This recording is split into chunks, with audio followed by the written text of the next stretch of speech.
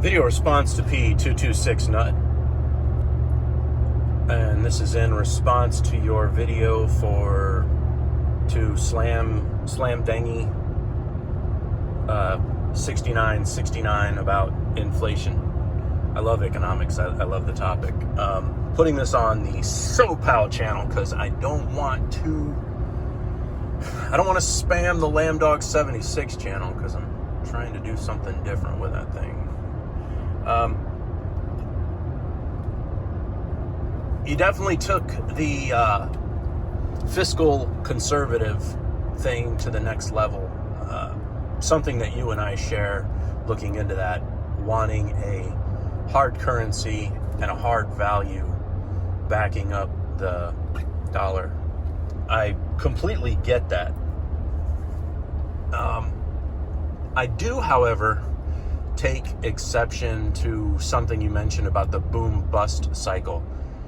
Now, I read History of Money and Banking in America by Rothbard, and I wasn't there for it, and all you can really do is look at the historical history of it.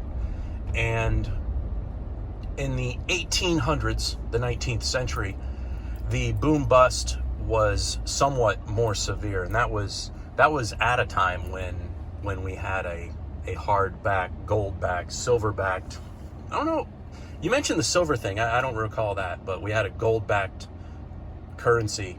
And banking, because they still did fractional reserve banking, even though that it was gold-backed. So you'd have, historically, you'd have localized banks causing a boom-bust. So it still happens.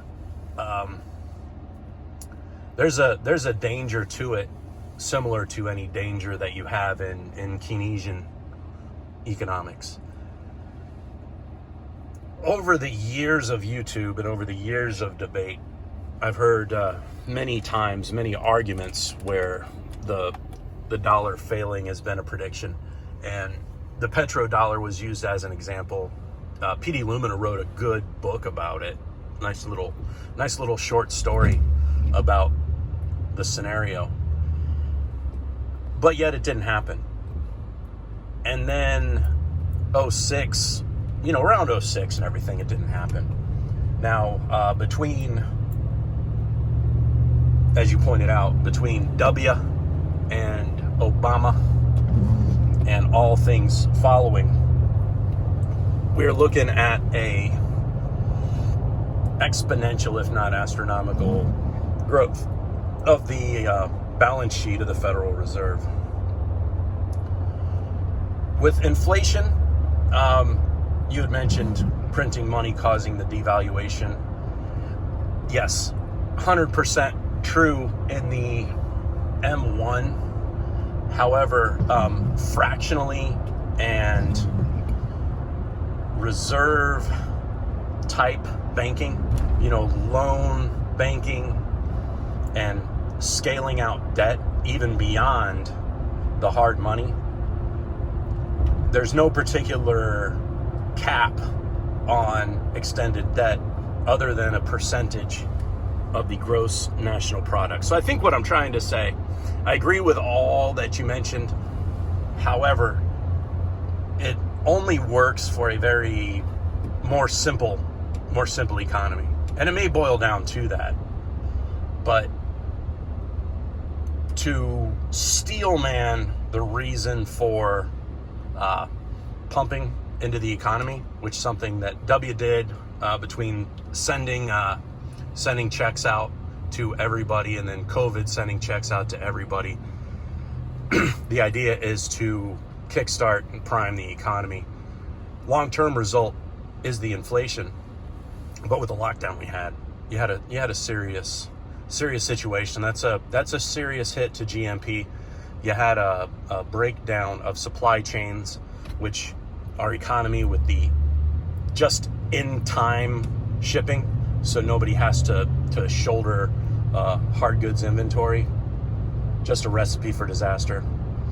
Further, the people who designed that just-in-time shipping aren't working anymore. So it's very challenging to rebuild it from where we're at. You also have, across the nation, increases in minimum wage, which, the value, like you said, the value of a task is going to be the value of the task. So the medium we use to exchange that value for a token, you're merely going to need more tokens to cover that value. What does it take to get out of it? Surplus of products, to where, I'm not going to pay $3 for a Sprite when there are 50 Sprites on the shelf. I'm not going to pay $7 for eggs when there's all those eggs on the shelf. However, I believe the government has throttled production. They certainly do it with farming. Otherwise there'd be an abundance. Big advantage the United States has, and I'm sure you know this being in Oklahoma, this is where the food grows. That's a big, big deal.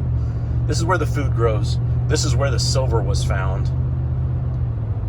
So I think the United States has a long way to go. And I feel we're coming off the final death throes of when we had our economy pumped up from World War II, preceded by World War I, where all manufacturing had to be shifted to the United States for the Allied forces, because the other way it was in danger of being captured or destroyed. Great topic. I hope the circle picks this one up. I can talk macro for days and days and days. Good shit, man. And yeah, hard money. I have this theory, and this is what I want to kick up to the circle. And I'd love to hear some responses. When the Federal Reserve purchased toxic mortgage-backed securities, did they use that as a policy change to where they now even invest in the stock market to artificially increase stock values, to artificially increase dividends, to support boomers who are invested in their 401ks on a fixed income? Taking the inflation further, not only does your gold go up in value as a hedge against inflation because it's a fixed value, so too the dollar amount increases on stock purchases. Dollar amount increases on stock purchases, dividends go up, boomers cashing out of their stock positions for their IRAs, 401ks, pensions, now all of a sudden have a dollar value that allows their store of value to compete with the modern economy. I believe there's like a 33% effect. So in the long run, you're going to have to pay back. But in the short term, that 33%, when that dollar amount is first changed and the price of goods hasn't gone up yet, allows the economy to prime. Works good so long as you have people willing to work or able to work, which I think post-COVID we did not have. What say y'all?